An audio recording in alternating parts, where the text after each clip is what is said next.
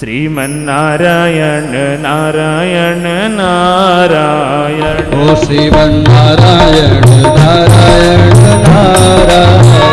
लक्ष्मी नारायण नारायण नारायण।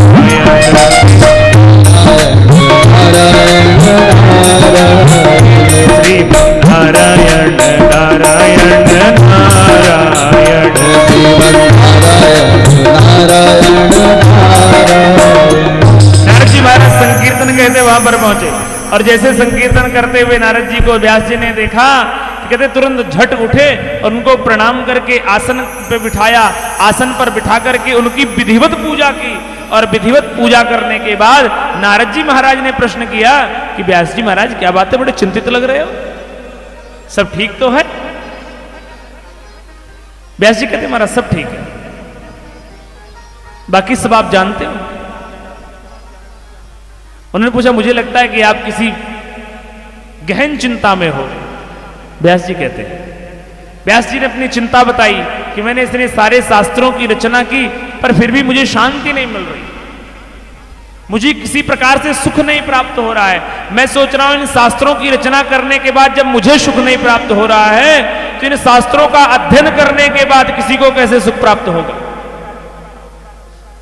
नारद जी कहते महाराज आपने सब कुछ तो किया लेकिन आपने वो कुछ नहीं किया जिससे मन को शांति मिलती है। आपने क्या करना चाहिए, क्या नहीं करना चाहिए, क्या कितना करना चाहिए, वो सब कुछ लिखा, लेकिन आपने मेरे भगवान के गुणगान कभी किए? ये बात का अनुभव माताओं को अधिक होता है। आप भोजन तैयार करिए, है ना, चाहे किचन किंग डाल दीजिए, चाहे एमडीएच डाल दीजिए, जो मर्जी मसाले डाल दो, पर दाल सब्जी में यदि क्या ना डालो तो स्वाद नहीं आता। हाँ, नमक, और नमक को संतों की भाषा में क्या कहा जाता है? राम रस। जीवन में सारे रस हो पर राम रस ना हो तो जीवन फीका रहता है।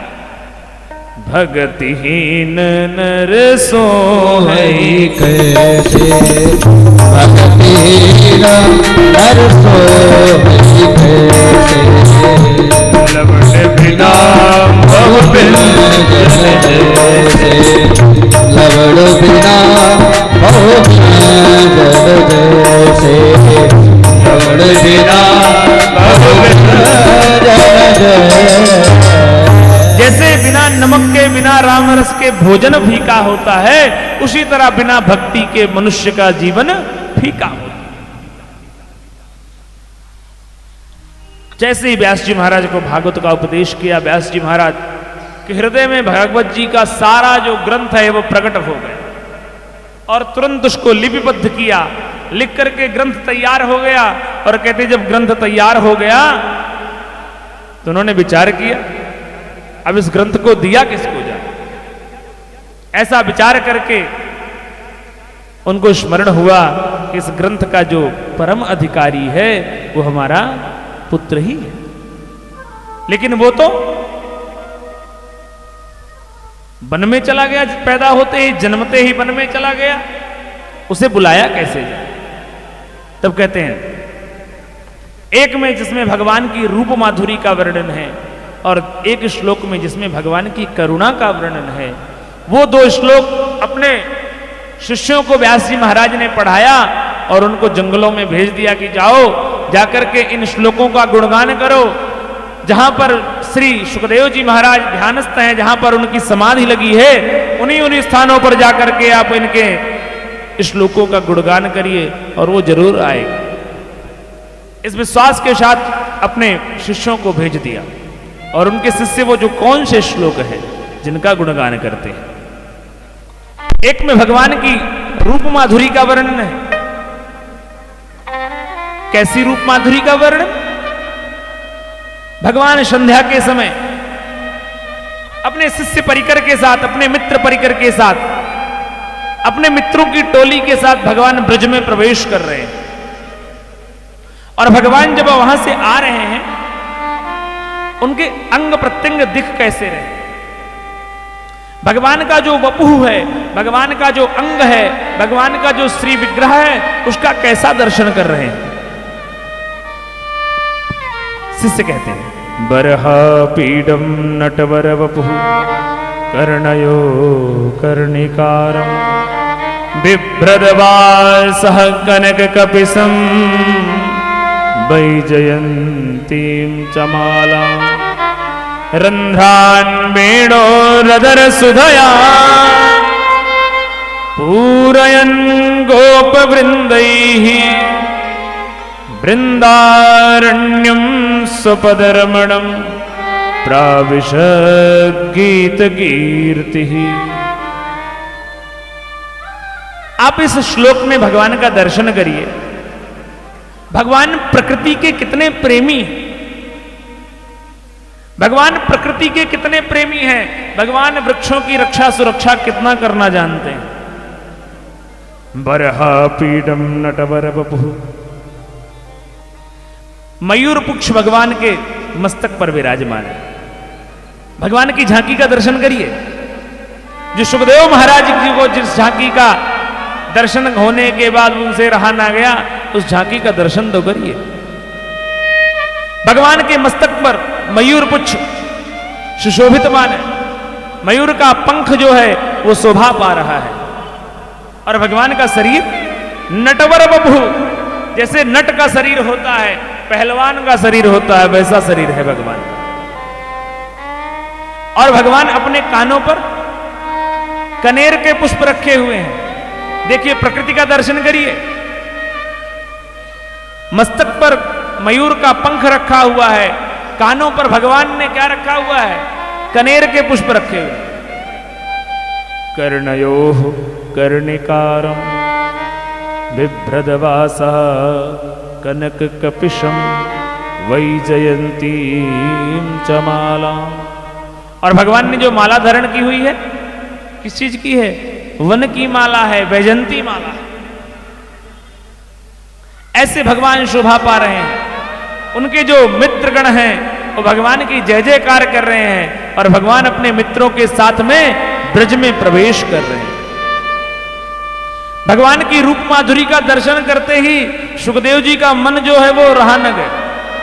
आंखें खुल गई, समाधि टूट गई, और समाधि टूट गई, लगा मन में आया कि चलो जरा इसको देखें तो सही। ये बालक बड़ा सुंदर है, इस बालक का दर्शन करना चाहिए। अब दर्शन यहां बैठे बैठे तो होगा नहीं, चलना पड़ेगा इसके लिए। लेकिन सोचा कि छोड़ो, जरूरी तो नहीं जो स्वरूप से सुंदर हो वो स्वभाव से भी सुंदर होगा। तुरंत फिर आंख से लगा ली, और जैसे आंख लगी उनकी पुनः समाधि के लिए, उसी समय शिष्यों ने दूसरा श्लोक बोला जिसमें भगवान की करुणा का वर्णन है। वो कितने करुणा निधान हैं, वो कितने शरणागत वत्सल हैं, वो कितने दीन वत्सल हैं। उसी समय भगवान सुखदेव महामुनि ने जब दूसरा श्लोक सुना,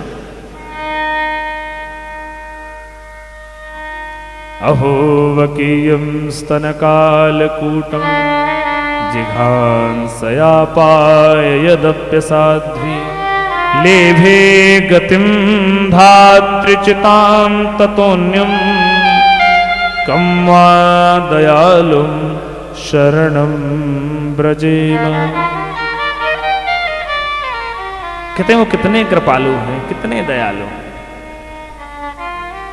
एक भक्त लिखते हैं, किसी ने कहा भगवान बड़े भक्त वत्सल हैं, अर्थात अपने भक्तों की रक्षा करते। किसी ने कहा भगवान बड़े दीन वत्सल हैं। एक व्यक्ति खड़ा था, महात्मा जी कह रहे थे भगवान बड़े भक्त वत्सल हैं। उसने कहा हम उनके तो भक्त हैं नहीं, फिर भगवान से जुड़ने का कोई फायदा होगा नहीं। वो कहते भगवान बड़े दीन वत्सल हैं। उसने कहा ये भी अपने को जमेगा नहीं। फिर उसने कहा, संत ने कहा भगवान करुणा वत्सल है, करुणा करने वाले हैं, सहज करुणा करने वाले हैं। उसने कहा हम भी इसमें नहीं आते, ना हम दीन हैं ना हम भक्त हैं। जैसे ही संत ने कहा भगवान शरणागत वत्सल हैं, जो उनकी शरण में आता है वो उसका परिपालन करते हैं। उसने कहा ये जमेगा, हम इनकी शरण में चलेंगे तो ये हमारी रक्षा करेंगे। सुखदेव महामुनि ने जैसे वो सुना तुरंत उनकी समाधि टूट पड़ी और उन शिष्यों के पास गए, भैया भैया जरा 2-4 श्लोक और गुनगुनाओ ना, बड़े मधुर श्लोक हैं आपके, बड़े मीठे श्लोक हैं, थोड़े और से सुना दो। शिष्यों ने कहा हमको तो 2 ही आते हैं। अरे आपको सिर्फ 2 आते हैं तो और अधिक किनको आता है? शिष्य कहते हैं हमारे गुरुदेव हैं उनको आता है। आपके गुरुदेव का नाम क्या है? शिष्य कहते हैं हमारे गुरुदेव का नाम श्री व्यास जी महाराज है। अरे वो तो मेरे पिता हैं। तुरंत अपना संबंध याद आ गया, अभी जो घर छोड़ करके निकले थे आज उनको वो संबंध याद आ गया कि वो तो मेरे पिता हैं।